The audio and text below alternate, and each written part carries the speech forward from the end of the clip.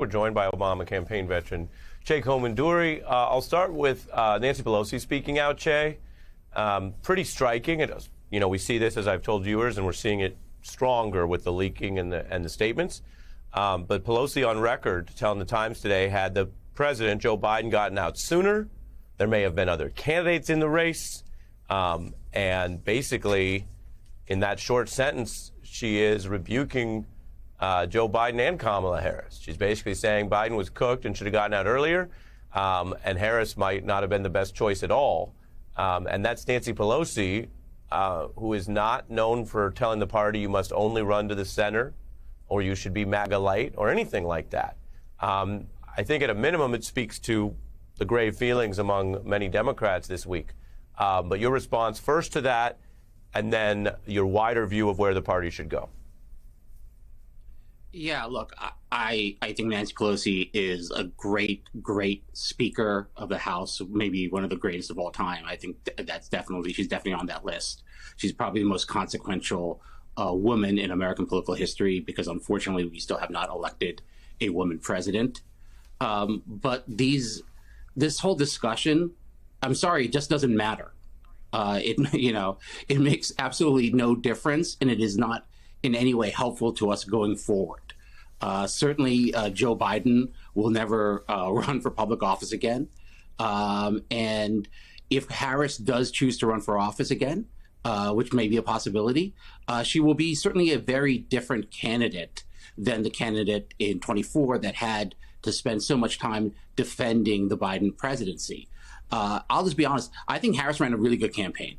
I've seen a lot of political campaigns and I've seen a lot of candidates. This was actually a very good one. And if there's one person I do not blame for this loss, it is Vice President Harris. And big picture, I know you've talked about labor unions. We have the numbers. Harris did win union households, but pretty narrowly, given what Trump stands for. We've put that up there.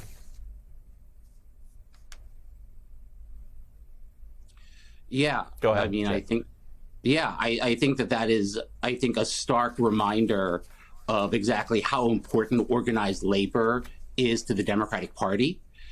These are households that, if they were not part of organized labor, may have very well gone 80 to 90% for Donald Trump.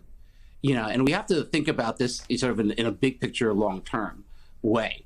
Joe Biden did really talk about the economic concerns of the American people, and he did try to meet them. He tried in a very real way to put money into the pockets of working class people, but he couldn't communicate effectively, and we don't have the union infrastructure to really communicate and connect ourselves as a party to the concerns of working class people anymore.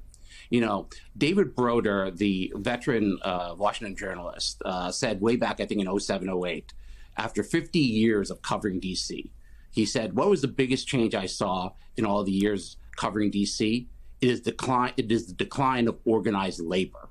Organized labor, when he got there to D.C. in the 50s, was so powerful that Republicans had to pay attention to it. And with the decline of organized labor has come the decline of progressive legislation. I mean, we forget that the AFL-CIO paid for the March on Washington, that Dr. King's last march was actually on behalf of the sanitation workers in Memphis in April of 1968. The labor movement has been a huge part of moving America forward, of connecting working class concerns to the Democratic Party and to larger progressive movements. And certainly, if you think about like the blue wall states, what made them so different than the southern states? Well, in the South, white working class males in particular did not have labor unions. They actually were more susceptible at an earlier pace to the grievance politics of the Republican Party. What Donald Trump did is he has successfully connected that grievance to workers in the Midwest and with stronger labor unions to counteract that.